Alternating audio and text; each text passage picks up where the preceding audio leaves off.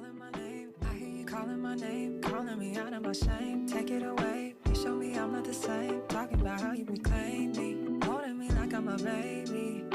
Every daily. Hello chez vous, j'espère que vous allez bien. En tout cas, moi je vais très bien par la grâce de Dieu. On se retrouve aujourd'hui pour un nouvel épisode, l'épisode 17. C'est vraiment la grâce de Dieu de pouvoir être là, donc je rends gloire à Dieu pour cela. Si c'est la première fois que tu arrives sur ce podcast, écoute, je te souhaite la bienvenue, que le Seigneur te bénisse, que le Seigneur te garde. Il y a déjà tous les différents épisodes qui sont disponibles sur toutes les plateformes d'écoute. Donc, tu peux aller sur Apple Podcast, sur Spotify, sur Deezer, sur Ocha. Tu vas pouvoir retrouver l'ensemble des épisodes qui ont déjà été diffusés, qui sont encore accessibles. Alors, je te prie vraiment d'aller écouter ces épisodes et je prie Dieu que ces épisodes puissent vraiment te bénir. Tu peux aussi aller sur mon compte Instagram. J'ai deux comptes Instagram. Donc, Shaman Zouzi et l'autre compte, c'est Healed and Restored. C'est deux comptes qui vraiment sont des comptes où je partage un certain nombre de choses. Donc, tu peux aussi aller là-bas sur ces comptes et voir un peu ce que je partage aussi de temps en temps parce que c'est aussi édifiant. Alors, je prie le Seigneur pour ce nouvel épisode. C'est vraiment un épisode particulier. Et je crois que Dieu m'a mis un message sur le cœur qui m'a demandé de partager. C'est un message qui me touche, qui vous touche et qui me touche aussi moi directement. Et je prie vraiment que ce podcast, cet épisode particulièrement, puisse toucher des vies et puisse vraiment nous bénir. Amen. Alors, j'ai des feuilles avec moi. Ne soyez pas étonnés. Pour ceux qui vont regarder l'épisode en format vidéo, donc je le dis ici, donc si de temps en temps, vous voyez que parfois je regarde devant moi, c'est juste que je regarde des notes que j'ai parce que le Seigneur m'a donné vraiment des points clés que j'aimerais pouvoir partager avec vous et pour être sûr de bien délivrer ce que Dieu m'a dit de partager à travers cet épisode, je le fais de cette manière-là. Alors, aujourd'hui, nous nous retrouvons pour l'épisode 17 et le thème de cet épisode est assez particulier. Actuellement, je suis un peu dans une vibe où I speak English a little bit. I speak English a little bit. So I want to have some episode where I can put my English ability. Mais qu'est-ce que je raconte? Non, excusez-moi. Non, je voudrais juste te dire que voilà, l'épisode 17, hein, l'épisode 17 s'intitule Trust the Process. Wow, Trust the Process. Tu es exactement là où Dieu veut que tu sois. Alors, je pense que lorsque vous avez vu l'annonce de cet épisode, vous vous êtes dit, mais what? Mais à quoi elle pense en fait? C'est quoi cet épisode? C'est quoi ce thème? C'est quoi ce titre? Mais d'où vient une telle idée? Et en fait, pour tout vous dire, c'est vrai que ça fait un mois pratiquement que je n'étais pas vraiment très active par rapport au podcast, mais il y a des raisons à cela. C'est juste simplement parce que le Seigneur était en train de m'enseigner un certain nombre de choses. Vous savez, lorsque on est en train de faire des choses pour Dieu, il est important, il est central d'avoir du temps avec Dieu. Parce que si on n'a pas une relation avec Dieu, on va se mettre à faire beaucoup de choses parce qu'il y a des personnes qui peuvent être hyperactives comme moi, hein, je le reconnais. On peut faire beaucoup de choses et faire beaucoup de choses ne signifie pas que nous sommes en train de le faire avec Dieu et comme Dieu veut que nous puissions le faire. D'où l'importance d'être attentif à la voix de Dieu et à comment est-ce que Dieu veut que nous puissions faire les choses parce que nous devons fonctionner en saison. Il y a des saisons et à chaque saison, une manière de fonctionner, une stratégie pour fonctionner afin d'atteindre ce que Dieu veut que nous puissions réaliser. Si tu ne saisis pas les saisons, si tu ne saisis pas les temps, tu ne pourras pas faire exactement ce que Dieu veut que tu puisses faire comme il veut que tu le fasses. D'où la nécessité d'avoir une relation avec Dieu, de se retirer de temps en temps, faire un bilan, faire une introspection et demander à Dieu, God, what's the next step? Qu'est-ce que je dois faire après? What do you want me to do next? tu vois, pour l'après, pour ce qui doit arriver. Qu'est-ce que tu veux que je fasse? Et c'est exactement ce qui s'est passé. Je me suis vraiment retrouvée dans un temps où Dieu était en train de simplement me dire, I want you in the secret place. Je te veux dans le lieu secret. Tu dois prier, tu dois me chercher, tu dois chercher la face de Dieu. Et j'ai dit à Dieu, OK, OK, I agree. Let's do this. Let's do it. Let's do it. Et je me suis dit, Seigneur, je suis là. I'm gonna be there in the secret place. Et je vais prier jusqu'à ce que tu puisses me révéler ce que tu veux que je fasse pour la suite. Alors, Dieu m'a parlé. J'étais dans une saison, vous savez, je suis même encore actuellement dans une saison, vous savez, il y a des moments où, euh, particulièrement ce qui vous arrive, c'est que vous avez l'impression que votre processus de guérison et de restauration devient tellement intense. Vous avez l'impression que ça devient difficile. Vous avez l'impression que c'est comme si Dieu est en train de pointer certaines blessures pour lesquelles on pensait avoir été guéri totalement. Mais Dieu fait en sorte que ces blessures puissent ressurgir à un certain moment et en fait, on se dit, mais Seigneur, tout ça, je pensais que j'avais réglé ça. Je pensais que j'avais pardonné à un tel. Je pensais que j'étais complètement guérie de la perte de cet être cher. Je pensais que j'étais en train d'avancer. Je pensais que j'avais été guérie de la dépression. Je pensais que j'avais été guérie des pensées suicidaires, que j'avais été vraiment libérée de ces choses, des pensées suicidaires. Je pensais que j'étais passée à une autre étape. Mais apparemment, là, il y a une situation qui se présente devant moi et j'ai juste l'impression que j'ai les mêmes réactions d'une personne qui est blessée, d'une personne qui est détruite, d'une personne qui ne va pas bien et qui a des réactions d'une personne épidermique.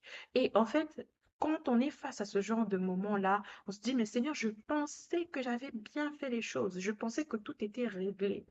Et maintenant, c'est maintenant que tout me tombe dessus. Comme par hasard, une personne qui m'avait fait du mal autrefois réapparaît encore et je dois être confrontée à cette personne-là. Comme par hasard, une personne qui m'avait fait vraiment vivre la misère, une personne qui peut-être m'avait fait vivre du harcèlement scolaire il y a 5 ans, il y a 10 ans, il y a 15 ans en arrière, ou même il y a 2 ans, il y a 3 ans, revient devant moi. Comme par hasard, je dois être confrontée à ces mêmes épreuves que j'avais vécues il y a quelques années et je dois avoir une réaction, une certaine réaction. Mais comment est-ce que je dois réagir, Seigneur? Je pense que c'est beaucoup trop. Et quand je suis en train de dire ces choses, c'est vraiment quelque chose que quelqu'un est en train de se dire. C'est quelque chose que moi-même, j'étais en train de me dire.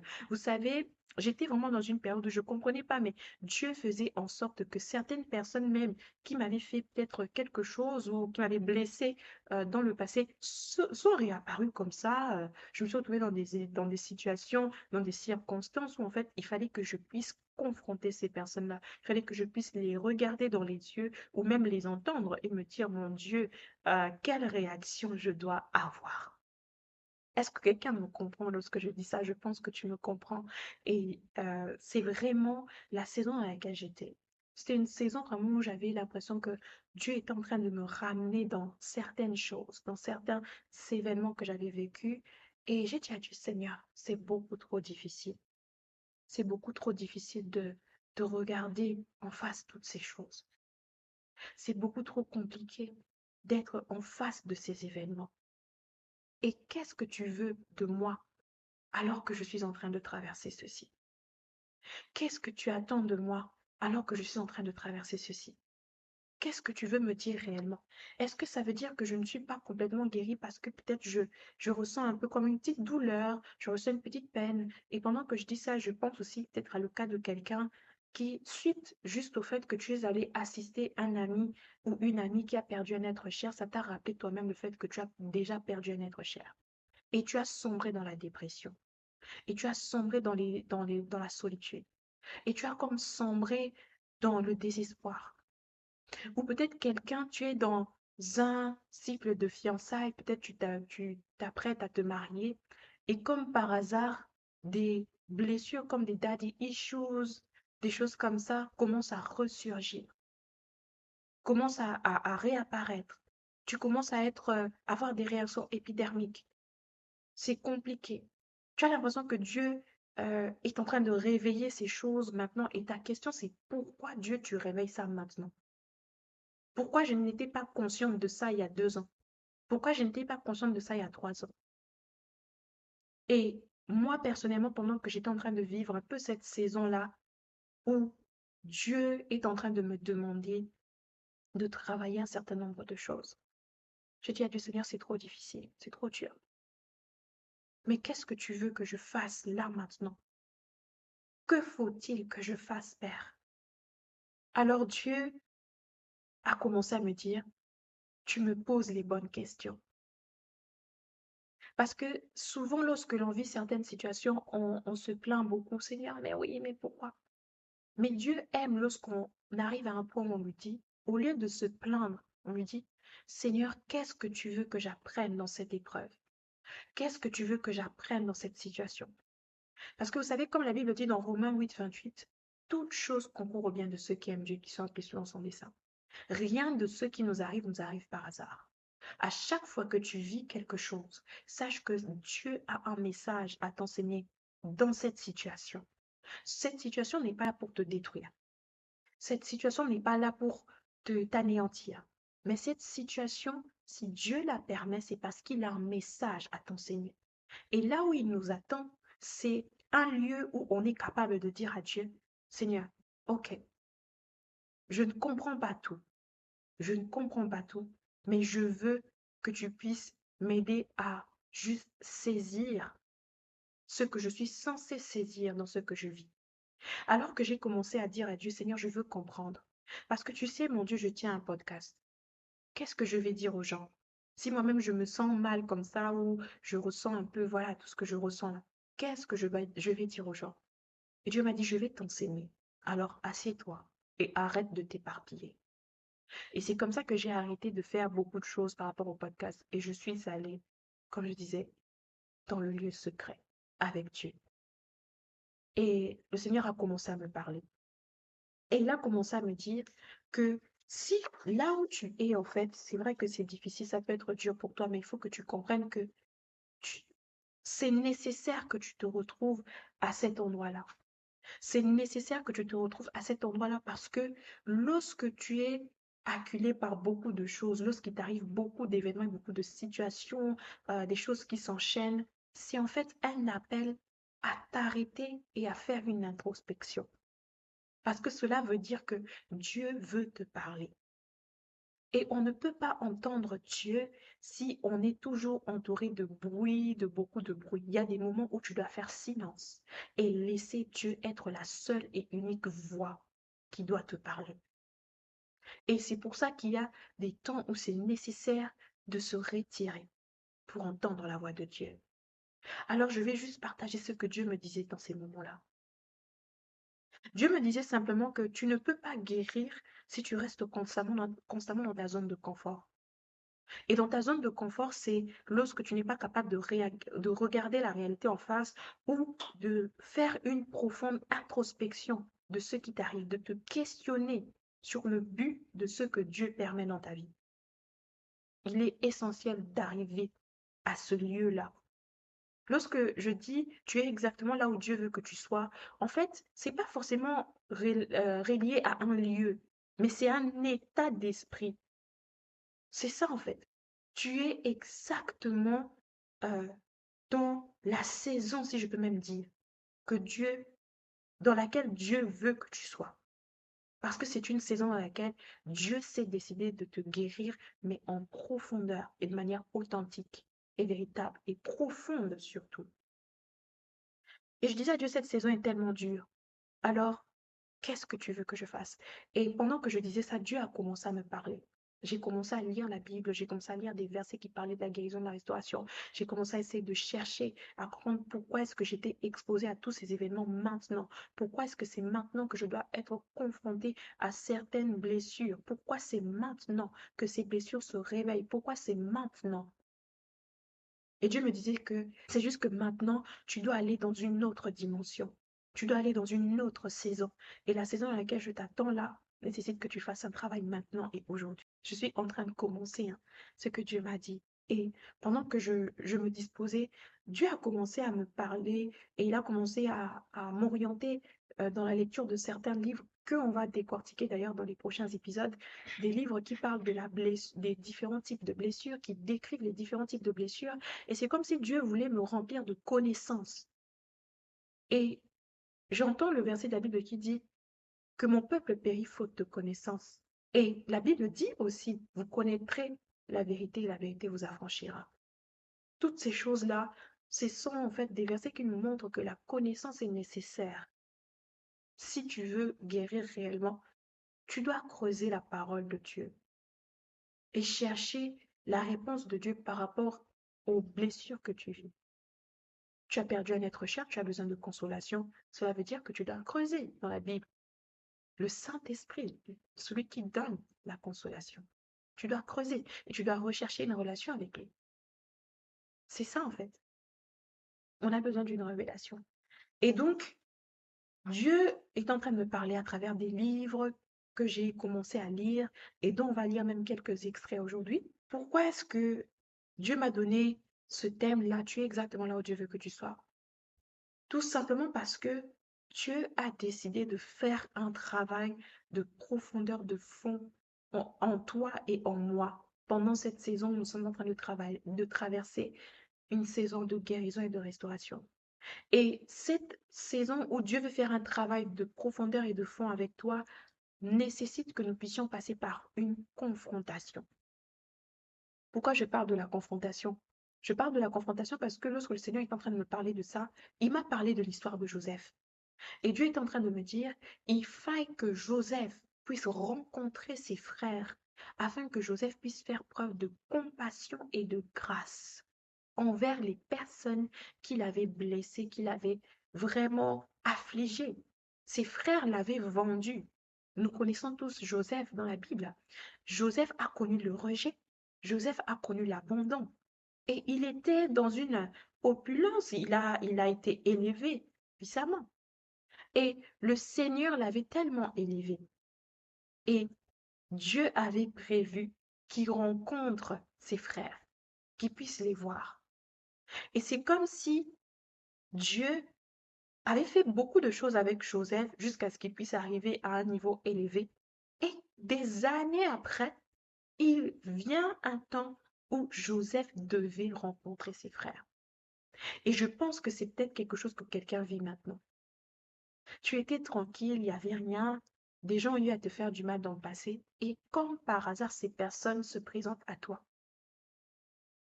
Et comme par hasard, ces personnes viennent te demander pardon. Alors qu'il y a 2 ans en arrière, ces personnes ne t'avaient jamais demandé pardon. Et elles viennent maintenant te demander pardon. Et quelle réaction je dois avoir lorsque je suis confrontée à ces événements-là? Et pourquoi Dieu le fait? C'est parce qu'il est temps que tu puisses guérir de toutes ces blessures qui étaient cachées et enfouies, que tu ne voulais pas regarder droit dans les yeux. Puisque si tu veux accéder au plan de Dieu pour ta vie, si tu veux accéder pleinement au plan de Dieu pour ta vie, il faille que certaines choses soient réglées. Il faille que ton cœur puisse être complètement guéri. Et c'est ce que Dieu est en train de faire, c'est ce qu'il nous explique avec l'histoire de Joseph. L'histoire de Joseph, tu peux le retrouver dans Genèse 37, 40, 42, 43, 44, 45, où vraiment c'est bien décrit. Son histoire est vraiment bien décrit là-bas. En fait, lorsque je parle de confrontation, Dieu est en train de me dire que tu ne peux pas guérir de ce que tu fuis constamment. Comme je l'ai dit en fait sur une des stories que j'ai sur Instagram, si tu n'identifies pas ce qui ne va pas, tu ne sauras jamais comment agir pour réparer ce qui ne va pas. Parce que lorsque tu identifies ce qui ne va pas et que tu vas auprès de Dieu en disant, Seigneur, j'ai compris, il y a cette chose-là qui ne va pas, je te donne cette chose-là. Dieu te donne la stratégie pour pouvoir arriver à surmonter ce que tu traverses. Mais tout commence par le fait de regarder les choses en face. Beaucoup d'entre nous, nous traversons, il y a des gens qui traversent la dépression, il y a des gens qui traversent les pensées suicidaires et toutes ces choses. Mais c'est juste que tu ne veux pas regarder en face la blessure du rejet que tu as. Peut-être qu'il suffit simplement que tu puisses regarder ces choses, que tu puisses essayer de te questionner sur l'origine du mot que tu as, M-A-U-X, l'origine du mot que tu as. Et lorsque tu vas comprendre d'où vient ce mot que tu as, dont tu souffres, Dieu va commencer à te donner les stratégies pour que tu puisses guérir de ça. C'est comme quand on va à l'hôpital. Tant qu'on ne sait pas ce que tu as, le médecin ne peut pas te donner un médicament. Il a besoin de faire des examens, d'identifier le problème. Et dès qu'on identifie le problème, ça nous donne déjà plus ou moins même la solution déjà parce qu'on voit de quoi il s'agit et on peut comprendre comment agir pour que tu puisses être guéri. Et c'est le même principe. Si tu veux réellement guérir, tu dois affronter les choses. Ce n'est que de cette manière-là que tu peux savoir si le processus de guérison dans lequel tu es est fini ou pas, ou si tu es guéri ou pas. Yes. Tant que tu es toujours dans un certain environnement qui est propice à ce que certaines blessures qui ne sont pas réparées ne puissent pas se manifester, tu vas penser que tu es totalement guéri. Mais lorsque tu es exposé à certaines situations qui autrefois t'auraient fait réagir d'une certaine manière et que tu réagis différemment parce que tu es guéri et restauré, c'est là que tu sais vraiment que oui, oui, oui, oui, oui, oui. Yes. Yes. Et voilà pourquoi Dieu permet à ce qu'on soit exposé à certaines choses parce que, à certains moments, parce qu'il sait que à ce moment précis-là, tu es préparé pour pouvoir confronter ces choses. Tu es préparé pour pouvoir regarder en face ces choses. En réalité, si Dieu t'expose à certains événements aujourd'hui, alors qu'avant, il ne t'exposait pas à ces événements, c'est juste que avant, il savait que tu n'étais pas prêt, que tu n'étais pas prête. Mais aujourd'hui, il sait que tu es prête et que tu es prêt. Raison pour laquelle même aujourd'hui tu écoutes ce podcast. Comme pour te dire, il est temps de passer à une autre dimension maintenant. OK? Et comme je disais, il fallait vraiment que Joseph rencontre ses frères. Il fallait qu'il rencontre ses frères parce que c'était le moment pour lui de passer à un autre niveau, à une autre étape et d'entrer dans le plan de Dieu même d'ailleurs. Cela veut dire que lorsque tu confrontes certaines choses et que tu les surmontes, tu entres dans une autre dimension, tu entres dans une autre saison. Non seulement tu entres dans une autre saison, mais tu entres aussi parfaitement dans le plan de Dieu. Parce que c'est ce qui se passait avec Joseph. Yes. Il devait entrer dans le plan de Dieu. Et pour entrer pleinement dans ce plan de Dieu qui consistait à aider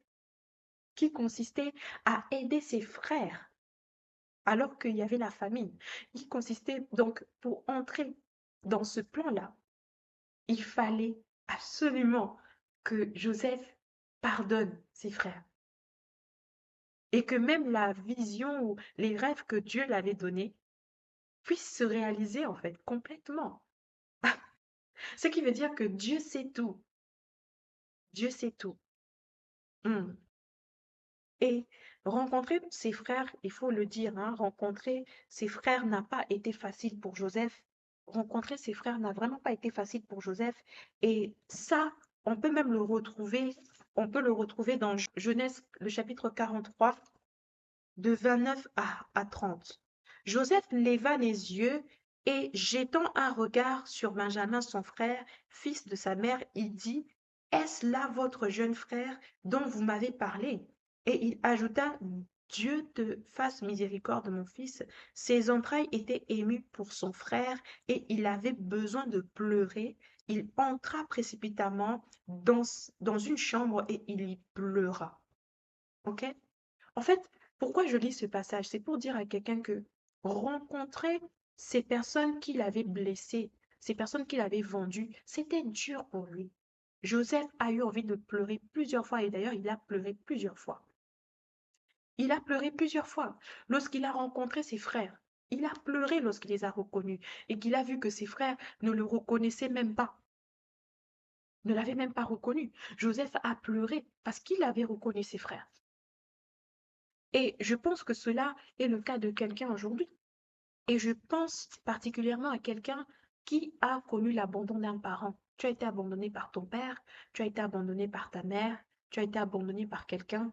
Et Aujourd'hui, comme par hasard, cette personne réapparaît dans ta vie. Cette personne réapparaît et vient te demander pardon. Et tu te dis, mon Dieu, comment je réagis alors que cette personne n'a jamais été là pour moi. Cette personne m'a laissé tomber.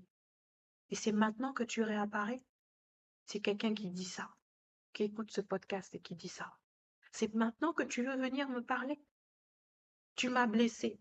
J'ai vécu un abus. J'ai été manipulée. Et c'est maintenant que tu apparais. C'est maintenant que tu veux venir dans ma vie, alors que je suis en train d'essayer d'avancer.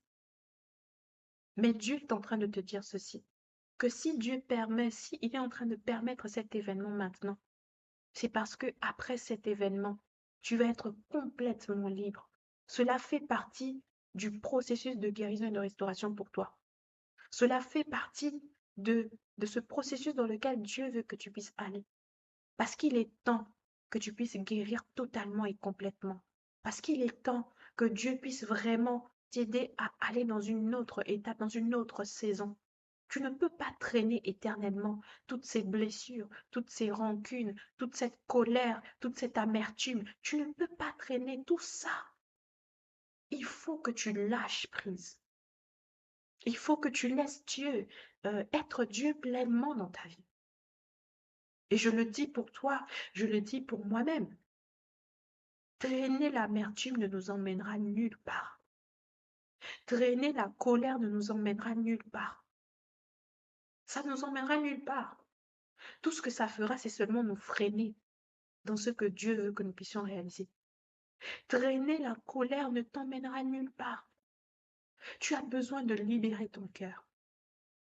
Et c'est pour ça que Dieu est en train de pointer précisément cette blessure d'abandon, cette blessure du rejet aujourd'hui. Parce qu'il est temps que tu guérisses. Il est temps que tu guérisses. Est-ce qu'on se rend compte que lorsque nous traînons toutes ces blessures-là, nous allons le transmettre à nos enfants, les enfants de nos enfants? Et c'est pour ça que je dis souvent, il ne s'agit pas seulement de toi et de moi dans ce processus de guérison et de restauration, mais il s'agit aussi de tout ce que Dieu peut faire avec nous si nous sommes complètement guéris et restaurés. Imagine-toi un peu toutes ces personnes qui pourront être inspirées par ton histoire, qui pourront être inspirées par cet acte d'amour et de grâce que tu pourras poser. C'est vrai, c'est difficile. Tu peux pleurer s'il faut. Joseph a pleuré. Joseph a pleuré. Et ce n'est pas instantanément non plus que Joseph a dit à ses frères, venez dans mes bras. Non, il a pleuré plusieurs fois. Si tu lis l'histoire de Joseph, tu verras ça. Joseph a pleuré plusieurs fois parce qu'il avait mal. Être en face des personnes qui t'ont vendu, tes propres frères. Et je pense que ça, c'est quelque chose qui peut toucher même quelqu'un aujourd'hui. Dans ta famille, tes propres frères, tes propres membres de ta famille t'ont humilié, t'ont fait du mal. Mais pourtant, Dieu est en train de te demander aujourd'hui de libérer ces personnes de ton cœur. Parce que ce n'est que de cette manière-là que tu pourras être totalement libre. Je crois que cela est pour quelqu'un aujourd'hui. La deuxième chose que Dieu est en train de me dire, c'est que la raison pour laquelle tu as l'impression que le processus est dur, difficile et intense, c'est juste parce qu'il est temps pour toi de guérir. L'exode est proche. Yes. L'exode signifie simplement la sortie hors d'eux. Il est temps que tu sois libre. Il est temps que tu sortes de l'esclavage, de la dépression, que tu sortes de l'esclavage de l'amertume, de la colère, de la rancœur. Il est temps que tu sortes de là. Parce que lorsque tu vas sortir de là, tu vas voir que tu vas commencer à rayonner. Ça va se voir sur ton visage. Et tu vas attirer toutes les bénédictions que Dieu a pour toi. Parfois, nous sommes nous-mêmes les freins à notre propre bénédiction parce que nous nous accrochons à toutes les blessures que nous avons vécues et nous restons cachés en fait derrière les masques de nos blessures. Parce que quelqu'un qui a la blessure du rejet va être une personne qui va avoir un masque et ne va pas vouloir un masque fouillant en fait. Yes, un masque fouillant. C'est-à-dire que toi, puisque tu as été rejeté, donc tu ne veux même plus que quelqu'un t'approche, tu ne veux plus que les gens t'approchent, tu n'as plus confiance en personne, tu ne veux plus que les gens te parlent, tu ne veux plus créer des relations profondes avec les personnes. Et en fait, ça, c'est juste la blessure du rejet, en fait. Mais seulement le problème avec ça, c'est que finalement, tu vas rejeter les relations, les connexions divines, tu vas rejeter peut-être même l'homme de ta vie. You know, let's talk about this. Maybe, just maybe. Ah, maybe, just maybe, tu vas passer à côté de l'homme de ta vie. Yeah, I mean, let's talk about this. Yeah, peut-être que tu vas passer à côté de l'homme de ta vie. Parce que simplement, tu as la blessure du rejet et tu ne veux plus que personne ne puisse t'approcher. Quand je dis ça, je me dis ça aussi à moi-même. Oh my God, Seigneur, épargne-nous de ça. Aide-nous à être vraiment là où tu veux que nous puissions être, à guérir complètement. I'm so sorry, guys. Wow, vous sentez l'anglais. Je me remets dans ce que je suis en train de dire. Yes, il est temps de guérir. Il faille que tu, euh, il faille que tu épuises. Ok. En fait, il est temps de guérir. Il est vraiment temps de guérir. Et vous savez, il y a quelque chose que Dieu est en train de me dire par rapport à ce point, c'est que il faille que tu puisses épuiser tes possibilités et que tu sentes que le poids de tes blessures est beaucoup trop lourd pour toi, de sorte que tu te rapproches de Dieu et que tu viennes à Dieu pour lui demander de t'aider. Et si tu ressens ce poids en fait en toi, tu ressens ce poids de tout ce que tu vis, tu as l'impression que c'est trop lourd. Comme je disais, tu es juste allé peut-être à assister un ami à un enterrement et là, tu te souviens toi-même du fait que tu as perdu ton père, tu as perdu ta mère et tu es maintenant comme dans une dépression. C'est comme si tu es revenu dans la dépression que tu avais lorsque cet être cher était parti. Mais Dieu est en train de te dire ceci, qu'il veut te consoler totalement. Et peut-être même que tu en as voulu à Dieu parce qu'il a pris cet être cher. Et tu as fait comme l'amnésie, tu as essayé d'oublier ça, de faire comme si, voilà, parce que tu ne veux pas affronter cette douleur et parce que tu es en colère.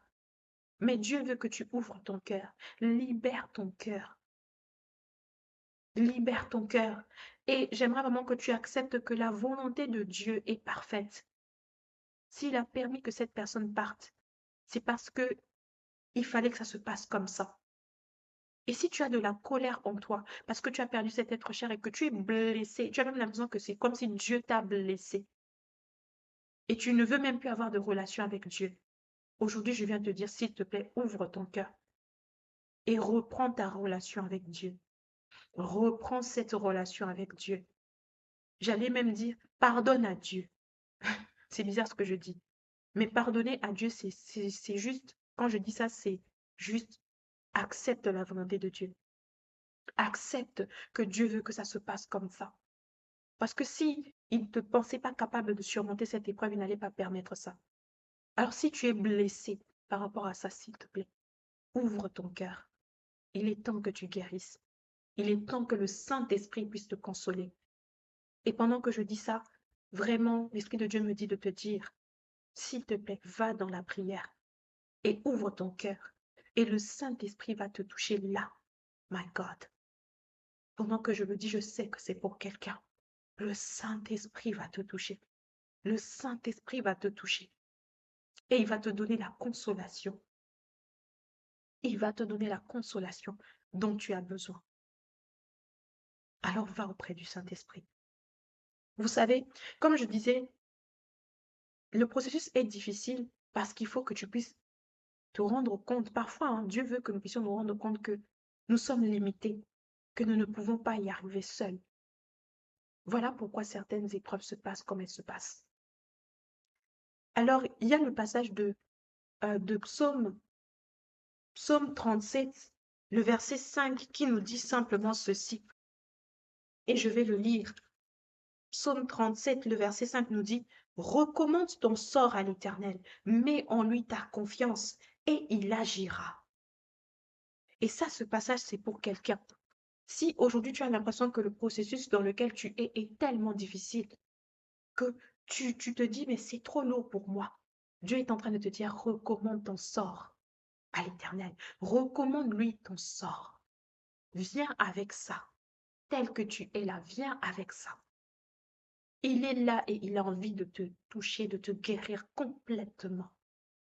Et il peut le faire, il peut te guérir, il peut me guérir, il peut nous guérir. Recommande ton sort à Dieu. Recommande-lui ton sort. Vous savez, ça me fait penser à l'histoire de la femme à la perte de sang. La femme à la perte de sang était dans cette condition depuis 12 ans. Et Dieu a voulu que toutes ses ressources puissent s'épuiser afin que les ressources de Dieu soient la seule option pour elle. Dieu veut que tu dépendes complètement de lui. Voilà pourquoi ça se passe de cette manière-là. L'histoire de la femme à la perte de sang est dans Luc 8. On va le lire aussi rapidement. Aujourd'hui, vraiment, on va beaucoup lire la Bible. On va beaucoup lire la parole de Dieu parce que le Seigneur m'a demandé de le faire comme ça. Et peut-être que l'épisode sera un peu plus long que d'habitude. Mais il faut que je le lise. Donc, Luc 8, à partir du verset 43. Or, il y avait une femme atteinte d'une perte de sang depuis 12 ans et qui avait dépensé tout son bien pour les médecins sans qu'aucun n'eût pu la guérir. Elle s'approcha par derrière et toucha le bord du vêtement de Jésus. Au même instant, la perte de sang s'arrêta et Jésus dit, qui m'a touché? Comme tous s'en défendaient, Pierre et ceux qui étaient avec lui dirent, Maître, la foule t'entoure et te presse et tu dis, qui m'a touché? Mais Jésus répondit, quelqu'un m'a touché car j'ai connu qu'une force était sortie de moi. La femme, se voyant découverte, vint toute tremblante se jeter à ses pieds et déclara devant tout le peuple pourquoi elle avait touché et comment elle avait été guérie à l'instant. Jésus lui dit, ma fille, ta foi t'a sauvée, va en paix.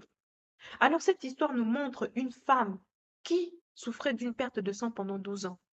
Et elle avait dépensé tous ses biens auprès des médecins, mais personne n'était capable de la guérir. Personne. Et c'est comme si tous, en fait, il fallait que toutes ces ressources s'épuisent pour que celle de Dieu puisse entrer en ligne de mire, en ligne de, de, de, de tir, ou je ne sais pas comment je peux le dire, mais je pense que tu comprends ce que je veux dire par là. Et ce moment-là était essentiel. Il était essentiel parce qu'il fallait que Dieu fasse quelque chose dans sa vie. Voilà pourquoi, en fait, il était temps pour elle de guérir. Dieu voulait faire quelque chose dans sa vie. Et je pense que quelqu'un aussi se trouve à ce niveau-là où tu te dis, mais mon Dieu, ce que je vis actuellement est tellement difficile. Je suis confrontée à la blessure du rejet. Je suis en train de vivre la blessure de l'abandon. On m'a abandonné, on m'a rejeté. C'est tellement difficile. On ne fait que m'abandonner. On ne fait que me rejeter. Je ne fais que vivre ces choses-là. Pourquoi c'est toujours moi? Pourquoi c'est toujours moi qu'on abandonne? Pourquoi personne ne m'aime? Pourquoi? Dieu est simplement en train de dire que il veut que tu viennes à lui avec ton cœur là. Parce qu'il y a un travail qu'il veut faire. Et aussi, toujours dans cette même lancée, c'est que cette femme est allée toucher le bord du vêtement de Jésus. C'est-à-dire qu'elle a reconnu aussi sa responsabilité dans ce qu'elle vivait. Elle était, oui, certes, elle avait une maladie physique, et elle s'est dit qu'en fait, il faut que je puisse me mettre en action. Il faut que j'aille vers chercher ma guérison. Il faut que je fasse quelque chose parce que ma situation a trop duré. Cela veut dire ceci, que le Seigneur m'a dit quelque chose par rapport à ça. C'est que tu es dans cette saison où tu as l'impression que tout est difficile et tout est dur parce que Dieu attend de toi que tu prennes tes responsabilités en main. Dieu veut de toi aujourd'hui que tu sois capable d'aller demander pardon, que tu sois capable de reconnaître aussi que toi aussi, tu as fait quelque chose qui n'était pas correct. Que tu sois capable de te dire, effectivement, s'il m'est arrivé ce qui m'est arrivé, si je ne fais que vivre des gens qui me rejettent ou que je vis certains événements, c'est peut-être parce que moi aussi, je dois travailler mon caractère. C'est peut-être parce que moi aussi, je dois travailler sur moi. On a souvent tendance à pointer les autres. On a souvent tendance à dire que c'est la faute des autres. Mais tant que l'on sera toujours en train de dire c'est la faute des autres, ça va toujours retarder notre processus de guérison et de restauration. Parce que lorsqu'on veut vraiment guérir, il faut être capable de prendre aussi notre part de responsabilité. Peut-être que les gens ne nous supportent pas parce qu'effectivement, nous n'avons pas un bon caractère. Parce que nous répondons hyper mal aux gens. Parce que nous ne sommes pas aimants. Et il est peut-être temps aussi que nous puissions régler ça. Quand je dis ça, voilà, Je sais que ça va pas plaire à tout le monde, mais il faut que je le dise. Il est temps que nous puissions prendre aussi notre responsabilité. Vous savez, parfois, hein, on vit la blessure, on vit le rejet et on se dit tout le monde m'abandonne, tout le monde m'abandonne. Mais est-ce qu'on est capable de prendre notre part de responsabilité? Écoutez, il y a quelque chose que vraiment j'aimerais dire parce que c'est quelque chose que j'avais lu aussi dans un livre et ça m'a beaucoup parlé. Vous savez, parfois, ce qui se passe, c'est quoi? C'est que quand on ne veut pas prendre notre responsabilité dans notre processus de guérison, de restauration, souvent, on camoufle nos blessures, on les cache. Et c'est comme l'exemple de quelqu'un qui a une blessure au niveau de la main et qui met un gant. OK? La personne met un gant et en fait, elle est avec tout le monde, elle est avec les gens.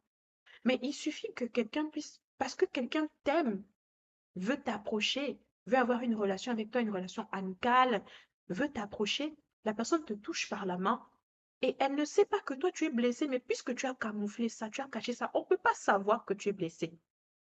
Et la personne va te tenir par la main avec amour et ça va te faire mal. Et tu as des réactions vraiment épidermiques. Ah, tu me fais mal, lâche-moi. Mais la personne qui t'a touché l'a fait avec amour, n'a même pas fait ça pour te blesser ou pour te faire mal, mais parce que tu as caché une blessure, tu as des réactions, certaines réactions. Et on ne peut pas t'aimer correctement si en fait, laissez-moi dire ça autrement. On ne peut pas t'aimer correctement si tu ne nous dis pas réellement quelles sont tes blessures aussi. Parce que moi, je peux t'approcher avec amour, je peux te parler avec amour, mais parce que toi, tu as déjà certaines blessures, tu as des réactions épidermiques. Mais moi, je ne sais pas. Et du coup, tu as l'impression que tout le monde te rejette, tu as l'impression que personne ne t'aime. Mais en réalité, tu ne nous as pas dit la vérité. On ne sait pas qu'est-ce qui t'arrive. On ne sait pas si tu as vécu telle chose. On ne sait pas. Tu ne peux pas en vouloir aux autres des choses, en fait, même pour lesquelles eux-mêmes ne sont même pas au courant. Tu ne peux pas commencer à tout le temps être dans une position de victime. À un moment donné, ça doit s'arrêter. Je suis désolée de parler comme ça, mais c'est vraiment quelque chose que je ressentais sur mon cœur. Que le Seigneur est en train de me dire. Et je dis, mais Seigneur, mais pourquoi tu me donnes ce genre de paroles? On va me lapider ici sur les réseaux, mon Dieu. Mais Dieu m'a dit de le dire. Il est temps que toi et moi, nous puissions prendre notre part de responsabilité. Moi, j'ai toujours, je sais où est-ce que je dois travailler, très sincèrement. Je sais maintenant que, ah, Chama, il faut que tu puisses travailler un peu ton caractère, sois un peu, hein, voilà. En lingala, on dit Chanase, mets en bas. Voilà. Je sais que je dois aussi travailler certaines choses en moi. Et ce n'est que de cette manière-là que je pourrai vivre quelque chose d'autre avec Dieu. J'espère que ça parle à quelqu'un. J'espère vraiment que ça parle à quelqu'un. Et pendant que je parle de ça, vous savez, il y a un livre que je lisais et qui traitait de ces questions-là. C'est que souvent, les personnes qui ne prennent pas leurs responsabilités en main sont des personnes, en fait, qui vont développer des masques. Vous savez, un masque que tu développes, c'est parce que tu as été blessé et tu vas revêtir ce masque-là comme pour te protéger en pensant que c'est en mettant ce masque-là que tu te protèges. Non, en réalité, tu es en train de te détruire. Tu es en train de te détruire parce que tu fouilles la réalité. Tu fouilles ce que tu as vécu. Peut-être que tu as besoin d'être accompagné par un psychologue. Tu as vécu quelque chose dans le passé, tu ne veux pas affronter ces choses-là. Mais si tu veux avancer et que tes relations soient saines et que tu puisses être dans ce que Dieu veut pour toi, il va falloir que tu prennes tes responsabilités en main. Et tes responsabilités, prendre tes responsabilités en main, ça veut dire si tu as besoin d'aide, dis-le que tu as besoin d'aide. Formalise les choses que l'on sache ce qui se passe. Parce qu'il y a beaucoup de gens qui se suicident, qui se font du mal et qui simplement auraient pu éviter ça en parlant. Tu as besoin de parler, tu as besoin d'exprimer les choses. Il faut que tu parles. Formalise les choses pour qu'on puisse savoir comment t'aider. Et ça, c'est vraiment ce que Dieu me disait même à moi-même. Tant que tu ne parles pas, on ne saura pas comment t'aider. Et j'aime bien quelqu'un qui me dit souvent, if you don't address it, you cannot fix it. À un moment donné, il faut qu'on puisse vraiment confronter les choses. Il y a un passage de ce livre que j'aimerais vraiment lire avec vous qui parle de la blessure du rejet. Nombreuses sont les occasions où nous nous croyons rejetés, abandonnés, trahis, humiliés ou traités de façon injuste.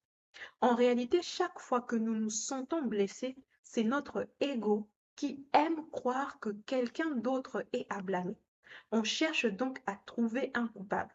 Parfois, nous décidons que nous sommes ce coupable quand en réalité, ce n'est pas plus vrai que lorsque nous accusons quelqu'un d'autre.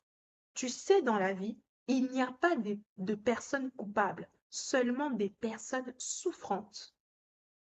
Je sais maintenant que plus on accuse soi ou les autres, et plus la même expérience se répète.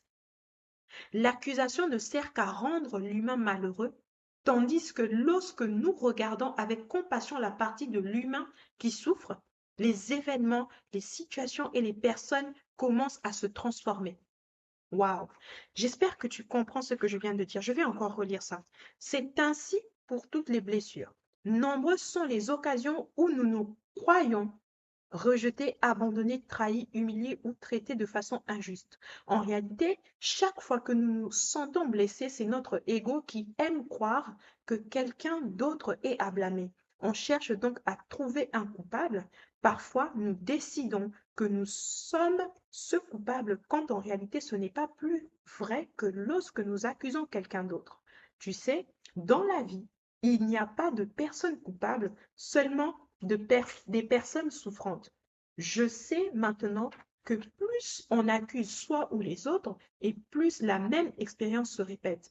L'accusation ne sert qu'à rendre l'humain malheureux, tandis que lorsque nous regardons avec compassion la partie de l'humain qui souffre, les événements et les situations et les personnes commencent à se transformer. C'est un peu ce que j'étais en train de dire. C'est-à-dire qu'à un moment donné, il faut regarder la réalité en face. Il faut la regarder en face et arrêter d'accuser tout le temps les autres. Parce que accuser tout le temps les autres, c'est une position de victime, très clairement. Et tant qu'on est dans une posture de victime, on ne saura jamais comment agir réellement comme il faut.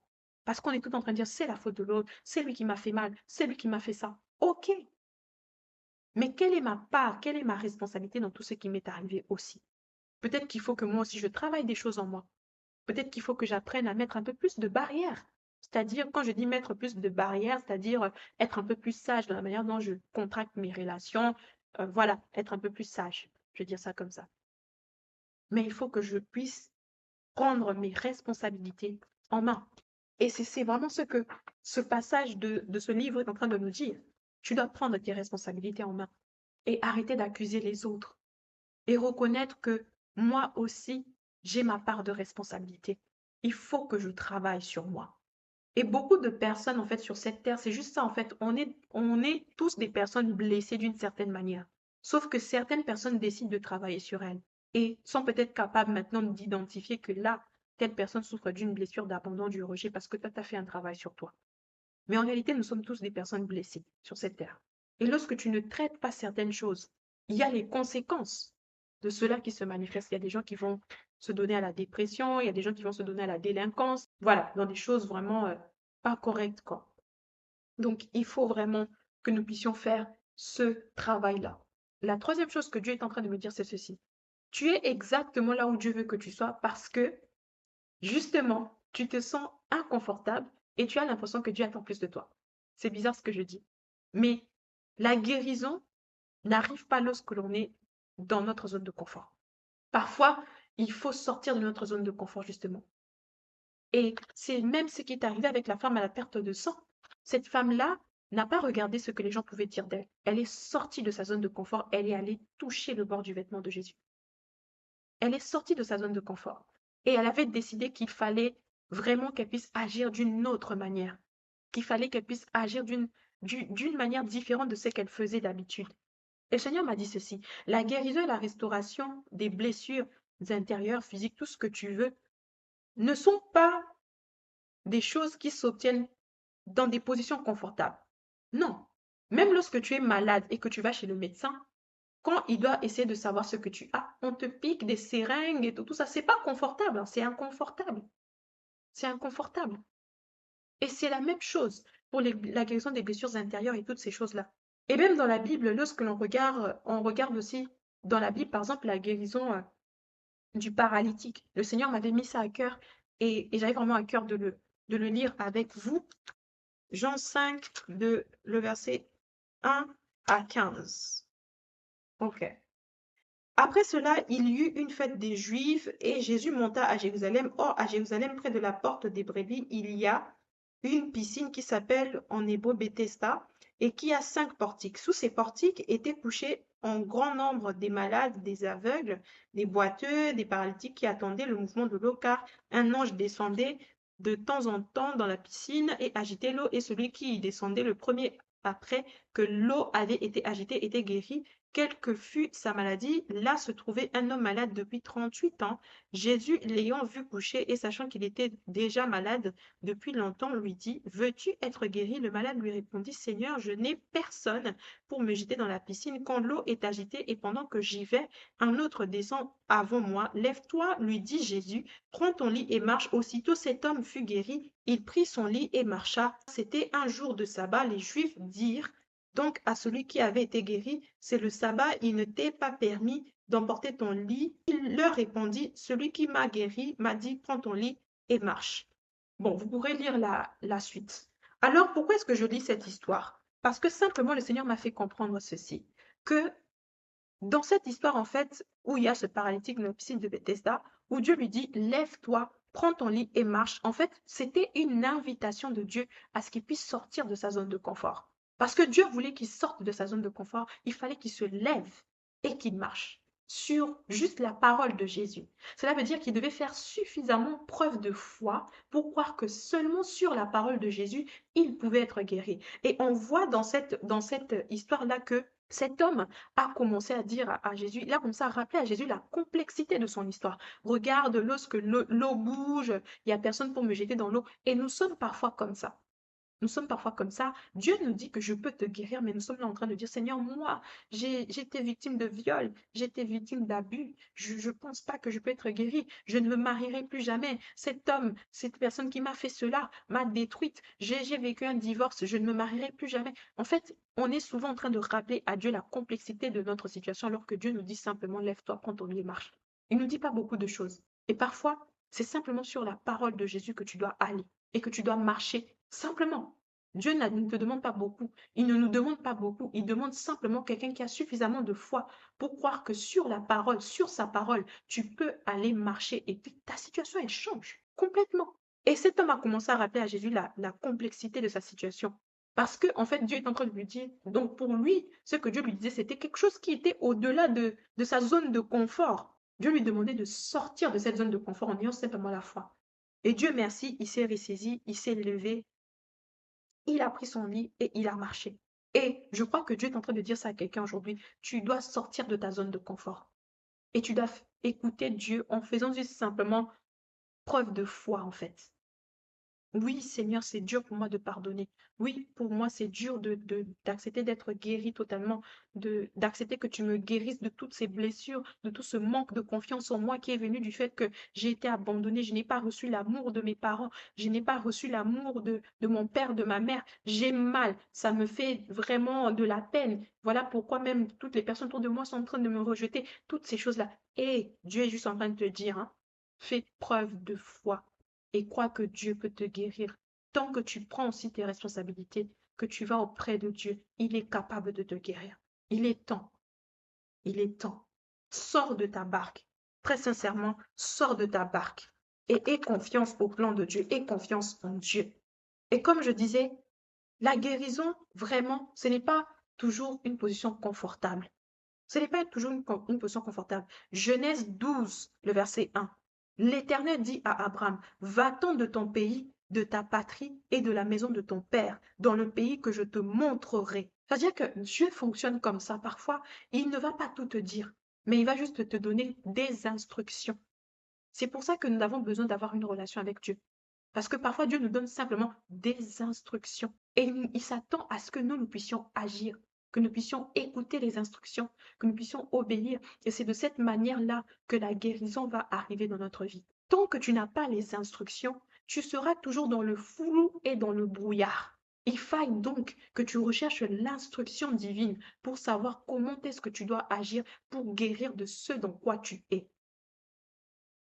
Tu as besoin d'une instruction et c'est l'instruction de Dieu qui fera la différence, qui te permettra de pouvoir agir comme il faut et que tu puisses guérir comme il faut. Tu as besoin de l'instruction de Dieu. Tu as besoin de l'instruction divine. Et quand je le dis, je crois que c'est quelque chose pour quelqu'un. Dieu s'apprête à te donner les instructions précises, de sorte que tu puisses guérir de la blessure du rejet, la blessure d'abandon, la blessure d'humiliation, d'injustice, de trahison, de sorte que lorsque toi tu vas guérir, tu puisses être la bouche par laquelle Dieu va passer pour toucher d'autres vies. Mais il faille d'abord que tu puisses aller dans le lieu secret et que tu puisses recevoir les instructions de Dieu. Voilà pourquoi lorsque tu es dans un processus de guérison et de restauration, tu ne peux pas être déconnecté de la présence de Dieu parce que ce n'est que dans le lieu secret que Dieu te communique sa pensée, qui te communique la stratégie nécessaire, qui te communique la révélation, qui te communique la direction, qui te communique la voie à suivre pour que tu puisses agir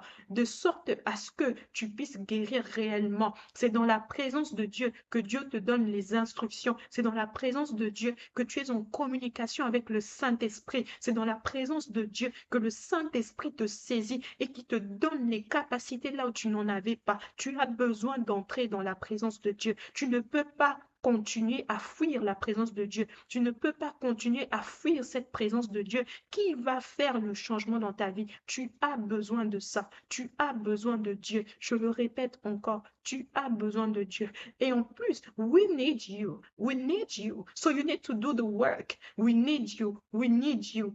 Tu dois faire le travail. Je dois faire le travail. Please do the work. Do the work. And go in the secret place. God wants you there because we need you. We need you. So it's time for you to heal. It's time for me to heal. It's time for us to heal. And we need to do the work. Yes. Et s'il faut que nous puissions libérer le pardon, il faut que nous puissions aller. Si c'est difficile, yeah. Je sais que ça peut être difficile. Je sais que c'est difficile. Moi-même aussi, comme je suis en train de vous parler là, c'est difficile, c'est dur, c'est pas simple. Mais il est temps pour nous d'aller dans la présence de Dieu. Il est temps pour nous d'aller dans la présence de Dieu pour demander à Dieu, Seigneur, je veux pardonner, c'est dur, mais aide-moi. Il est temps aussi de demander pardon. Il est temps de libérer le pardon. Il est temps d'être beaucoup plus sage. Il est temps de reconnaître notre responsabilité. Il est temps de travailler sur nous et de reconnaître aussi que nous devons aussi travailler sur notre caractère. We need to work on it. We need to fix notre caractère là. So that people will be safe around us. C'est essentiel. Nous devons être prêts et prêtes à faire les choses différemment si nous voulons voir des résultats différents. J'aime bien la citation de Albert Einstein qui dit ceci. La folie, c'est de faire toujours la même chose et de s'attendre à un résultat différent. Tu ne peux pas toujours être là en train de faire la même chose et penser que tu auras des résultats différents. C'est impossible. Tu dois procéder différemment si tu veux voir des choses arriver de manière différente aussi. L'autre chose que Dieu est en train de me dire, la quatrième chose que Dieu me disait, c'est il est temps pour toi de faire un bilan, une introspection pour savoir où tu en es aujourd'hui dans ton processus de guérison et de restauration. Et ça, c'est ce que Dieu est en train de me dire pendant le temps où j'étais vraiment dans sa présence. Il me disait, si je te conduis dans ces moments, c'est parce que je veux que tu fasses une introspection. C'est parce qu'il est temps pour toi de faire une introspection. Il est temps pour toi de regarder la réalité en face et de voir si réellement tu es guéri ou restauré. Nous sommes dans Genèse 42, 6 à 8. OK? On va le lire très rapidement aussi. Joseph commandait dans le pays, c'est lui qui vendait du blé à tout le peuple du pays. Les frères de Joseph vinrent et se prosternèrent devant lui la face contre terre. Joseph vit ses frères et les reconnut, mais il frémit d'être un étranger pour eux. Il leur parla durement et leur dit, d'où venez-vous? Ils répondirent du pays de Canaan pour acheter des vivres. Joseph reconnut ses frères, mais eux ne le reconnurent pas. Et quand on lit vraiment la totalité de ce passage-là, on voit que donc Joseph voit ses frères, il les reconnaît, enfin, en tout cas, il a des échanges avec ses frères. Il fallait que Joseph puisse rencontrer ses frères. Comme je disais même là, il a vu ses frères et il a vu que ses frères ne l'avaient même pas reconnu. Et dans cette circonstance-là, vraiment, qu'on se pose la question, comment est-ce que je suis censée réagir en fait? Ces mêmes personnes qui m'avaient trahi, ces mêmes personnes qui m'avaient fait du mal, et en plus encore, ils ne me reconnaissent même pas. Pire encore, ils ne me reconnaissent même pas. Donc, ils m'ont fait du mal et ils ont oublié même le mal qu'ils ont eu à me faire. Donc, c'est-à-dire que là, j'aimerais dire à quelqu'un quelque chose. Parfois même, hein, ceux qui t'ont fait du mal ne savent même pas qu'ils t'ont fait du mal. Mais toi, tu es là en train de souffrir. Mhm. Mais Dieu voulait que Joseph puisse voir ses frères, rencontrer ses frères pour qu'il puisse les relâcher le pardon. Et ça n'a pas été facile pour lui. Comme on a pu le lire là, dans ce passage-là, ça n'a pas été facile pour Joseph de confronter ses frères, de les voir, parce qu'il frémit lorsqu'il a vu que ses frères ne l'avaient même pas reconnu. Mais cela faisait partie du plan de Dieu. Cela faisait partie du plan de Dieu. Non seulement ce moment-là a permis, ce que Joseph a vécu, ça l'a permis de faire un bilan aussi, parce qu'il était capable finalement de faire preuve de compassion et de grâce. Donc, ce qui veut dire que Dieu avait fait un travail suffisamment profond en lui et il a pu pardonner. Mais c'était aussi simplement qu'il était juste temps que Joseph puisse entrer dans le plan de Dieu pour lui, pour sa vie. Et ça, on peut le voir dans Genèse 45, 4 à 8. Joseph dit à ses frères, approchez-vous de moi. Et ils s'approchèrent. Il dit, je suis Joseph, votre frère, que vous avez vendu pour être mené en Égypte. Maintenant, ne vous affligez pas et ne soyez pas fâchés de m'avoir vendu pour être conduit ici, car c'est pour vous sauver la vie que Dieu m'a envoyé devant vous. Voilà 2 ans que la famine est dans le pays et pendant 5 années encore, il n'y aura ni labour ni moisson. Dieu m'a envoyé devant vous pour vous faire subsister dans le pays et pour vous faire vivre par une grande délivrance. Ce n'est donc pas vous qui m'avez envoyé ici, mais c'est Dieu. Il m'a établi père de Pharaon, maître de toute sa nation et gouverneur de tout le pays d'Égypte. C'est-à-dire que Joseph reconnaît même que ce n'est même pas ses frères qui l'ont conduit là, c'est Dieu qui l'a conduit là. Donc, ce qui veut dire que parfois, certains rejets que tu as, qui font que Dieu puisse te délocaliser d'un endroit à un autre, que tu puisses être rejeté, que tu puisses te retrouver peut-être parfois seul dans un lieu où juste certains rejets que tu as, que tu vis aujourd'hui, ce n'est même pas ces personnes-là, c'est juste que Dieu veut que tu puisses être exactement là où il veut que tu sois. Et Dieu est en train de t'introduire là où il veut réellement que tu sois. Joseph était capable de dire que ce n'est même pas vous, c'est juste Dieu qui m'a conduit ici pour que je puisse être dans le plan qu'il avait prévu. Et c'est réellement ça, en fait, c'est de ça qu'il s'agit. Parfois, la blessure de rejet que tu as, ce n'est même pas juste pour te détruire, c'est pas pour te détruire, c'est pas pour te détruire, mais c'est juste que ces personnes sont en train de t'introduire dans le plan de Dieu pour ta vie. Si je vous dis réellement, moi, lorsque je fais le podcast aujourd'hui, c'est aussi dû à, j'ai vécu certains événements qui ont fait que le Seigneur m'a conduit aujourd'hui à faire ce podcast. Et je rends grâce à Dieu pour certaines situations de rejet que j'ai vécues. Je rends grâce à Dieu pour la délocalisation de certains lieux où j'étais, où j'avais beaucoup, où je me sentais trop confortable peut-être. Et Dieu m'a sorti du confort pour me mettre dans une position inconfortable parce qu'il savait que je devais tenir un podcast.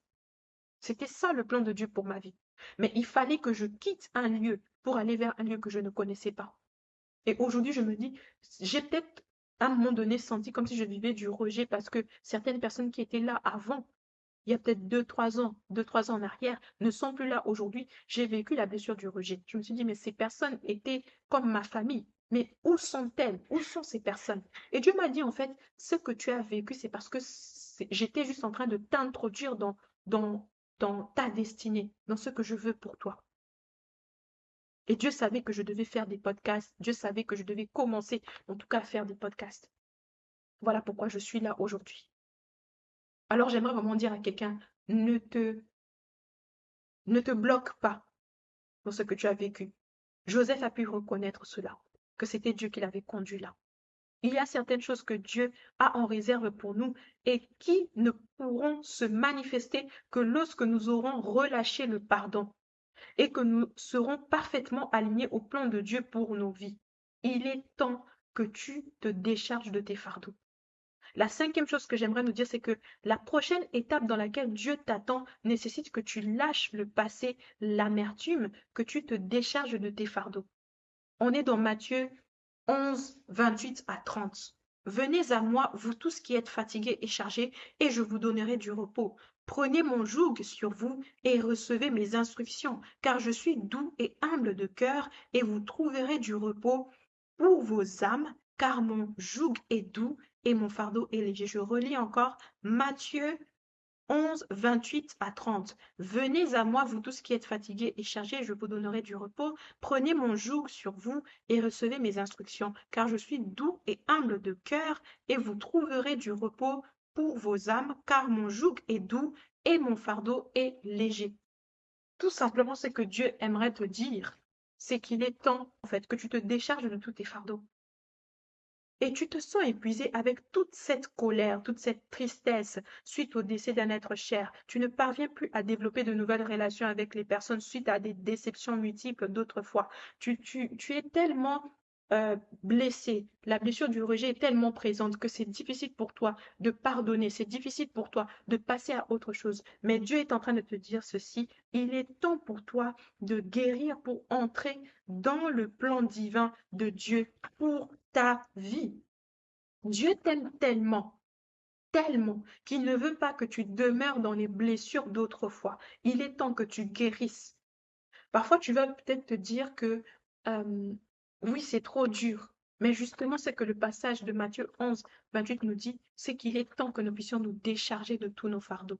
Il est temps que nous puissions nous décharger de tout ce qui nous blesse. Il est temps que tu puisses juste simplement venir à Dieu et lui dire, Seigneur, j'ai besoin de toi. C'est difficile, c'est dur. Et quand je suis en train de le dire, je le sens même pour moi-même. C'est dur parfois. Vous savez, quand vous avez vécu la blessure du rejet, vous avez vécu la blessure d'abandon, vous avez perdu un être cher, vous avez vécu la trahison. Parfois, c'est dur et c'est juste trop de poids sur nous. Et Dieu est en train de te dire ceci, je suis là pour te décharger, je suis là pour te libérer, je suis là pour que tu puisses enfin retrouver ta joie de vivre et ta paix. Et Dieu le dit pour quelqu'un, il est temps pour toi que tu puisses réellement guérir de tout ça, que tu puisses réellement passer à une autre étape de ta vie. Tu as été trop longtemps bloqué par tout ça, tu as été trop longtemps alourdi par toutes ces épreuves. Il est temps pour toi que tu sortes de là. Et pendant que je le dis, je prie pour quelqu'un afin que tu sortes réellement de toutes ces choses qui te retiennent, de tous ces fardeaux. Tu as vécu l'humiliation, tu as vécu des abus, tu as vécu des attouchements. Je viens te dire que Dieu te voit, Dieu t'a vu et il veut te guérir, il veut te restaurer. Dieu t'a vu, Dieu te voit, Dieu t'a entendu et il m'a dit de venir te dire qu'il veut te guérir et te restaurer. S'il te plaît, décharge-toi sur lui de tes fardeaux. Ce n'est pas parce que c'est dur aujourd'hui, parce que le processus dans lequel tu es, c'est dur aujourd'hui, que cela veut dire que Dieu ne t'aime pas. Au contraire, Dieu t'aime tellement qu'il est en train de pointer toutes ces blessures cachées, toutes ces blessures enfouies, afin que tu y travailles et que tu guérisses et que tu sois prêt ou prête à entrer dans la prochaine saison que Dieu a pour toi. Cette saison qui nécessite que tu sois pleinement guéri et restauré afin d'avoir l'impact que Dieu a prévu pour toi. Peut-être que c'est le mariage qui va bientôt arriver. Peut-être que c'est des nouvelles connexions divines. Peut-être que c'est une réconciliation. Je ne sais pas. Mais tout ce que je sais, c'est qu'il est temps que tu puisses guérir. Il est temps que tu te décharges de tes fardeaux. Il est temps que tu laisses Dieu venir poser sa main sur ce que tu traverses, sur ce que tu vis. Voici ce que le Seigneur avait mis sur mon cœur. Voici ce que Dieu avait mis sur mon cœur de partager avec vous. Et je prie que cela soit une bénédiction pour vos vies, que cela soit une bénédiction pour ma vie. Je réécouterai ce message, je réécouterai ce podcast parce que je crois que, yes, c'est vraiment quelque chose que Dieu voulait pour nous. Donc, je vais vraiment terminer cet épisode en disant juste ceci. Trust the process. Tu es exactement là où Dieu veut que tu sois. Trust the process, please. Please. Je prie que Dieu nous aide et que sa grâce soit sur nous, que la guérison et la restauration soient notre partage. Je vous dis à très vite en tout cas pour d'autres épisodes, pour un nouvel épisode. On s'arrête là aujourd'hui pour cet épisode. Je prie vraiment que ce soit une bénédiction pour vous. Et, euh, et voilà, il y a de belles choses qui vont arriver aussi. Il y a d'autres choses qui vont arriver. Ça va être super intéressant ce qui va arriver aussi dans les 6 prochains mois. Dans les 6 prochains mois, je suis en train d'essayer de travailler sur plein de choses et je prie Dieu vraiment que ça se passe bien. Priez pour moi aussi, hein, priez pour moi. C'est pas toujours facile de tenir ce podcast, je vais vous dire la vérité, c'est pas du tout facile. Parfois, je me sens fatiguée, parfois, je me sens épuisée et j'ai besoin aussi de la prière. Donc, priez pour moi, que Dieu vraiment me fasse grâce. Et voilà, et on va continuer de faire ces podcasts. Et dites-moi aussi hein, ce que vous aimez dans ce podcast, s'il vous plaît. Interagissez avec moi, écrivez-moi sur Instagram. Dites-moi ce que vous aimez sur ce podcast, qu'est-ce que je dois changer, qu'est-ce que je dois améliorer. Dites-moi aussi en commentaire sur YouTube, qu'est-ce que vous pensez de ce podcast. Est-ce que le format comme ça avec la vidéo, c'est quelque chose que vous aimeriez vraiment avoir de plus en plus? Donc, dites-moi tout. Je vais écouter tout ce que vous me dites. Et aussi, dites-moi peut-être la saison dans laquelle vous trouvez aujourd'hui, comment vous vous sentez. Et voilà, on va pouvoir discuter si vous le voulez, si vous le souhaitez. Et donc, l'épisode se termine maintenant. L'épisode se termine maintenant. Que Dieu nous bénisse, que Dieu vous garde. Et on va se retrouver pour d'autres épisodes très prochainement. Prenez soin de vous et que Dieu vous bénisse. Ciao!